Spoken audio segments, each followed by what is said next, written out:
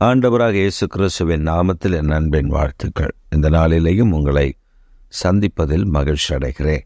இன்றைக்கு நம்முடைய தியானத்திற்கு நாம் தெரிந்து கொள்கிற வேத வசனம் எபிரேயருக்கு எழுதின நிருபம் 2வது அதிகாரம் 14ஆம் வசனம். ஆதலால் பிள்ளைகள் மாம்சத்தையும் இரத்தத்தையும் உடையவர்களாய் இருக்க அவரும் அவர்களைப் போல மாம்சத்தையும் இரத்தத்தையும் உடையவரானார். ஆதலால் பிள்ளைகள் மாம்சத்தையும் இரத்தத்தையும் உடையவர்களாயிருக்க அவரும் மாம்சத்தையும் இரத்தத்தையும் உடையவரானார். பிரியமான கர்த்தருடைய பிள்ளைகளே, ஆண்டவர் நாம் மாம்சமும் இரத்தமுமாய் இருப்பது போல அவரும் மாம்சமும் இரத்தமுமாய் மாறினார். ஏன்? மீட்கப்பட வேண்டுமென்றால் ஒரு பலி செலுத்தப்பட வேண்டும். இரத்தம் சிந்துதல் இல்லாமல் பாவ மன்னிப்பு இல்லை. இது எல்லா வேதங்களிலும் சொல்லப்பட்டிருக்கிற ஒரு சத்தியம், ஒரு காரியம். அதற்காகத்தான் வேதம் நமக்கு பழைய ஏற்பாட்டில் ஆட்டுடைய இரத்தத்தையோ மாட்டுடைய இரத்தத்தையோ பரிகாரமாக செலுத்தப்பட்டது. ஆனால் புதிய ஏற்பாட்டில் ஒரு பரிசுத்த இரத்தம் சிந்தப்படும்படி இயேசு மாம்சமும் இரத்தமுமாகி தம்முடைய பரிசுத்த இரத்தத்தை சிந்தினார். இயேசு சொல்லும் பொழுது சொல்லுகிற, அந்த உலகத்தின் அதிபதி என்னிடத்தில் வருகிறார், அவனுக்கு என்னிடத்தில் ஒன்றுமில்லை என்று சொல்லுகிறார். ஆனால் அதே சமயத்தில் தம்மை நோக்கி கூப்பிடுகிற யாவருக்கும் அவர் சமீபமாயிருக்கிறார். அவருடைய பாவங்களை கழுவும்படி தம்முடைய இரத்தத்தை சிந்தியிருக்கிறார். ஒருவேளை நாம் கேட்கலாம், அந்த இரத்தம் இன்றும் உயிரோடு கூட இருக்கிறதா, இன்றும் பேசுகிறதா என்று சொல்லி. ஆம் பிரியமானவர்களே, சில ஆண்டுகளுக்கு முன்பு ஒரு சகோதரி அவர்கள் ஒரு போதகரிடத்தில், அதாவது எங்களுடைய தலைமை போதகரிடத்தில் வந்து அவரிடத்தில் அவர்கள் கேட்டார்கள். அவர்கள் சொன்னார்கள், இந்த ஞானஸ்நானம் கொடுக்கிறீர்களே, அந்த தொட்டியில் இருக்கிற தண்ணீர், நான் மிகவும் பகட்டான வாழ்க்கை, பணக்காரியாய் இருக்கிறேன், நான் ஞானஸ்நானம் எடுக்க வேண்டும். நான் மற்றவர்கள் ஞானஸ்நானம் எடுக்கும் பொழுது அவர்களோடு நான் எடுக்க மாட்டேன். எனக்காக தனியாக ஞானஸ்நானம் நீங்கள் கொடுக்க வேண்டும். அதே சமயத்தில் நான் முழு அலங்காரத்தோடு தான் வருவேன். என்னை இதை வைக்காதே அதை வைக்காதே என்று நீங்கள் சொல்லக்கூடாது என்றெல்லாம் அவர்கள் கண்டிஷன் போட்ட பொழுது அவர்கள் செய்த ஒரு காரியம், அந்த ஞானஸ்நானம் எடுக்கிற அந்த தண்ணீர், ஒரு தொட்டியில் முழுவதும் தண்ணீரை நிரப்பி அதில் எத்தனை பேர் ஞானஸ்நானம் எடுக்கிறார்கள் அத்தனை பேருக்கும் அந்த தண்ணீரில் அவர்கள் மூழ்கி அவர்கள் எழும்பி அவர் ஞானஸ்நானம் கொடுத்து கொண்டிருந்தார்கள். அதை அவர்கள் அற்பமாக எண்ணினார்கள். ஆனால் ஒரு சம்பவம் அந்த இடத்தை அசைத்து விட்டது.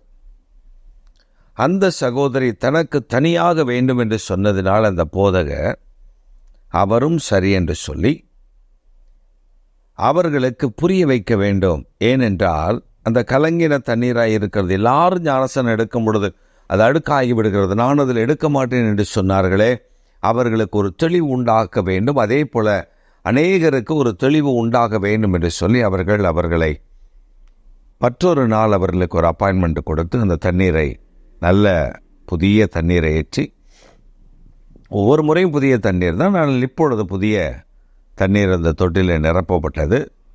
இப்பொழுது அவர்களுக்கு மாத்திரம் அந்த ஞானஸ்நானம். போதகர் அந்த தண்ணியில் இறங்கி கரங்களை உயர்த்தி ஜெபம் பண்ணி அவர்களை தேறி வாருங்கள் என்று சொன்ன பொழுது முதல் படிக்கட்டு 2வது படிக்கட்டுக்கு மேல் அவர்களால் உள்ளே இறங்க முடியவில்லை. அவர் சொன்னார்கள், ஒரே இரத்தமாய் இருக்கிறது, இவ்வளவு இரத்தமாய் இருக்கிறது என்று சொல்லி அலற ஆரம்பித்தார்கள். அலற ஆரம்பித்து ஓட ஆரம்பித்து விட்டார்கள். பின்பு அவர்களுக்கு ஒரு தெளிவு, வெளியே இறங்கி போய் மயங்கின பின்பு ஒரு தெளிவு வந்தது. பின்பு அவர்கள் எழும்பி, ஆண்டவரே என்னை மன்னித்து விடும் என்று சொல்லி அவர்கள் மன்னிப்பு கேட்டு பின்பு அவர்கள் தேவனிடத்தில் ஒப்புரவாகி அந்த ஞானஸ்நானத்துக்கு இறங்கி ஞானஸ்நானம் எடுத்து ஏறும் பொழுது அவர்கள் சபையில் சாட்சி சொன்ன காரியம்தான் ஆச்சரியம். இயேசு கிறிஸ்துவின் இரத்தம் ஏதோ 2000 ஆண்டுகளுக்கு முன்பு சிந்தப்பட்ட இரத்தம், அது இன்னும் எப்படி பாவங்களை கழுவும் என்று எனக்கு ஒரு அவநம்பிக்கை இருந்தது. ஆனால் எல்லாரும் ஞானஸ்நானம் எடுக்கிறார்கள், நாமும் ஞானஸ்நானம் எடுக்க வேண்டும். ஞானஸ்நானம் என்பது ஒரு சடங்காச்சாரியம். அதில் நாம் நான் ஞானஸ்நானம் எடுத்த பின்பு நான் இப்படித்தான் வாழ வேண்டும் என்று ஒரு திட்டம் நான் வைத்திருந்தேன். அதை போதகரிடத்தில் சொன்னேன். போதகரும் அதற்கு மறுப்பு தெரிவிக்கவில்லை. நான் வந்த பொழுது முழு அலங்காரத்தில் தான் வந்தேன். நான் ஞானஸ்நானம் எடுக்க அந்த தண்ணீருக்குள் நான் கால் வைத்த பொழுதுதான் எனக்கு ஒரு மாற்றம் தெரிந்தது. அந்த தண்ணீர் முழுவதும் இரத்தமாய் மாறியிருந்தது. இயேசு கிறிஸ்துவின் இரத்தம் சகல பாவங்களை நீக்கி நம்மை சுத்திகரிக்கிறது என்று சொல்லப்பட்ட வேத வசனம் அங்கே உறுதியானது. அதற்கு பின்பு நான் ஒரு நிலைக்கு வந்து அந்த ஞானஸ்நானத்துக்கு கொஞ்சம் நேரம் எடுத்துதான் நான் உள்ளே போனேன். நான் ஞானஸ்நானத்து கரையேறின பின்பு